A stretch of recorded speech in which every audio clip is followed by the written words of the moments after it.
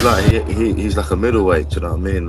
Like a sort of not an amateur boxer, but an amateur style, like jab, move, or like pick your shots and move. Like he ain't meant to fight like that. And I was like, there was at some point, yeah, when I was. Get ready for some big boxing drama because this news has everyone talking. The whole boxing world is buzzing after Dillian Whyte got knocked out during training for his fight with Moses. People everywhere are talking about it, and some are even making fun of him. Getting knocked out while practicing is a big deal, and now lots of fans think maybe Dillian shouldn't fight someone young and strong like Moses. Everyone's wondering if he's ready or if he should just stop before it's too late. Hold him right down the middle.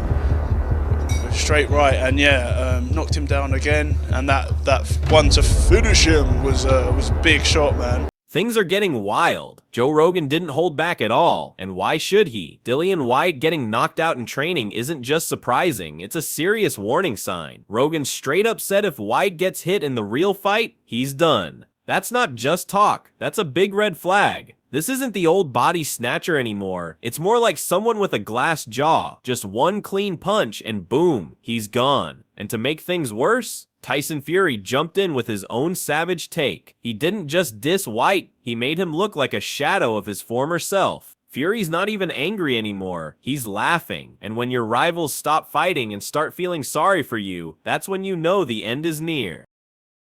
For a round or two. First time he gets cracked, it's gonna, I guarantee you, his head's gonna be like, oh shit. It's gonna be interesting to see what happens. How many rounds is it? I think it's 8. Yeah. 8. And then came Frank Warren with the coldest truth yet. No hype, no spin, just straight facts. He didn't even try to sugarcoat it. It felt like he was quietly signing Dillian Whyte's retirement papers. The message? Crystal clear. Moses Itauma isn't some warm-up fight, he's the real deal. He punches with bad intentions, ends fights early, and has already beaten real names. So if Whyte's getting dropped in sparring, how's he gonna handle a hungry young beast like Moses? This doesn't feel like a comeback, it feels like a setup. But I'm talking about with somebody who doesn't fiddle around, somebody who actually would like to get him in the latter rounds and is capable of knocking people over.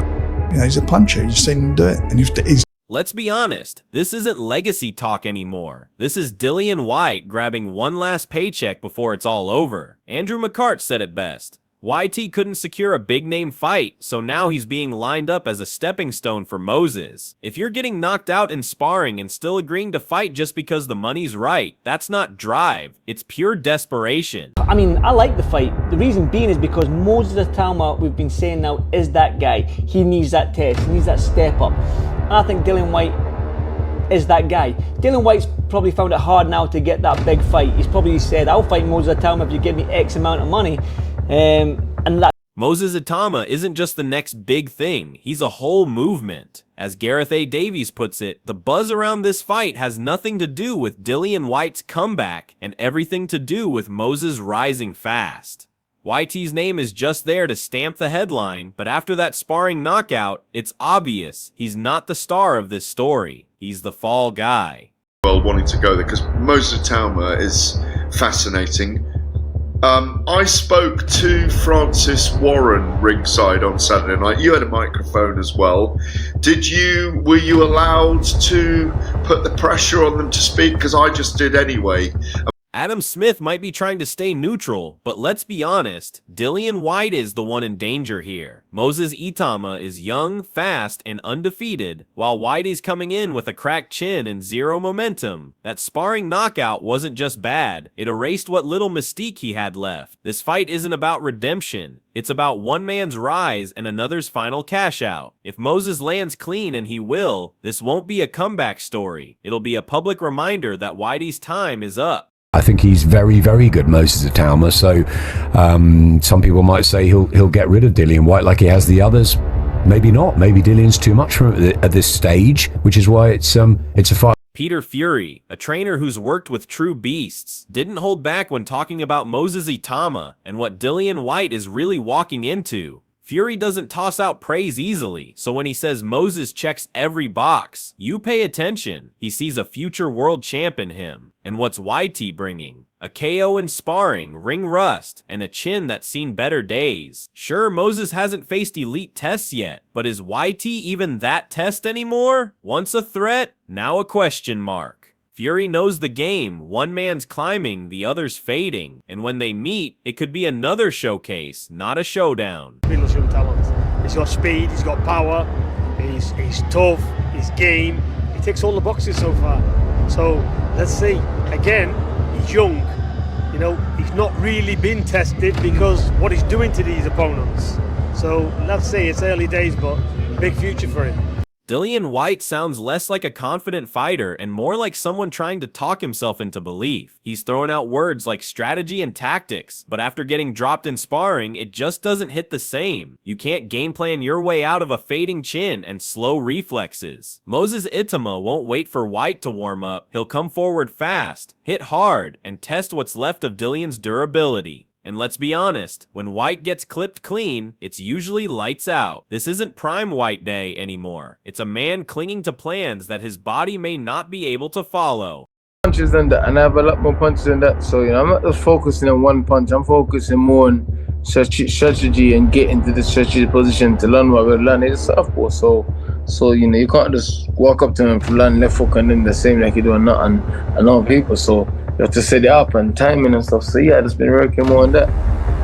Why should no? When asked about all the backlash, Dillian Whyte brushed it off like it was nothing. But that's the real issue. He's not listening. He's ignoring the sparring knockouts, the fan concern, the expert warnings. That's not confidence. That's denial. It's one thing to block out the noise, but when you're getting rocked in training and still acting like everything's fine, that's a red flag. Whyte says he doesn't care what anyone thinks. But this isn't trash talk. It's people ringing the alarm. And if he won't take it seriously, Moses Itauma will. A young, hungry fighter who sees a wounded veteran and a chance to make a statement. Whyte's pride might be loud, but it won't save him from a 20-year-old with power in both hands. This isn't hate, it's reality. I gotta say, I just do what I believe, and I say, yeah, okay, cool, and just do whatever the fuck I want anyway. So yeah, I don't really, you know, I try and focus on me and what I'm doing and what my kids and families doing. I don't care about some idiot's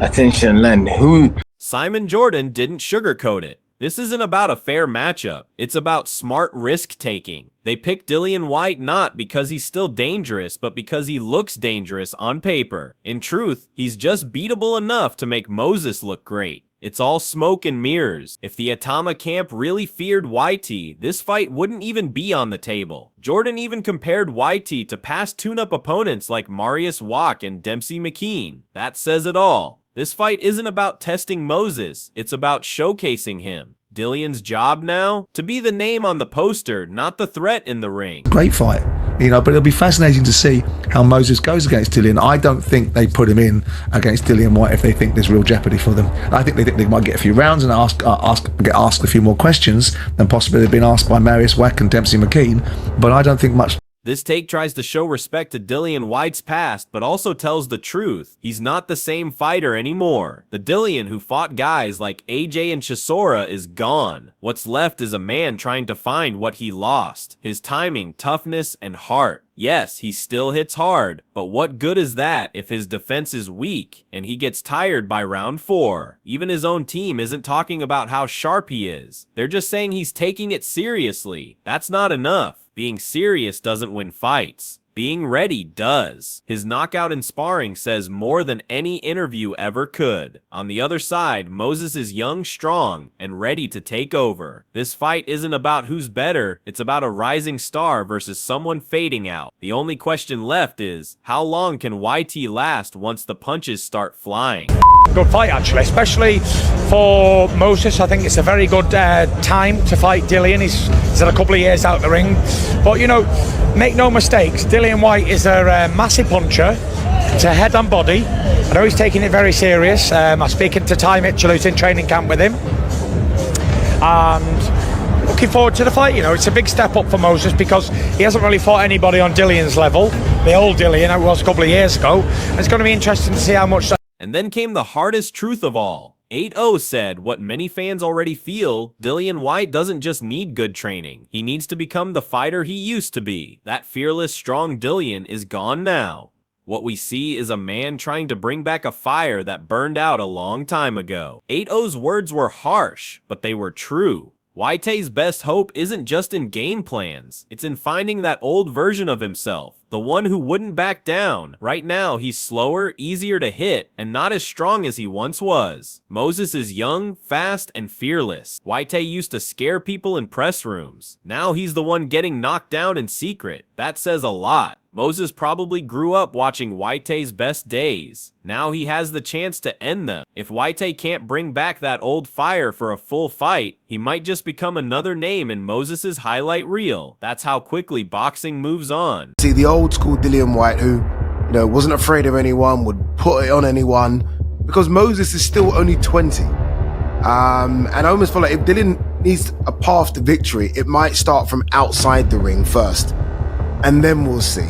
Because there would have been a time when Moses has grown up and he's watching Dillian. This isn't just another boxing match. For Dillian Whyte, it could be his last big moment. He was once one of the toughest guys in the heavyweight division, but now people are asking if he can even handle fighting a 20-year-old like Moses Itauma. Moses isn't just a rising fighter, he's the future. He's fast, powerful, and ready to take over. This fight isn't about titles, it's about pride, about proving that Whyte still has something left inside. If he loses, it won't just be another loss. It could be the end of the road. But if he somehow wins, if he finds the old fire again, maybe there's still one more big chapter left in his career. So now the question is, who wants it more? The young lion chasing greatness, or the older warrior trying to prove he's not done yet? Let us know in the comments, who are you backing when the bell rings?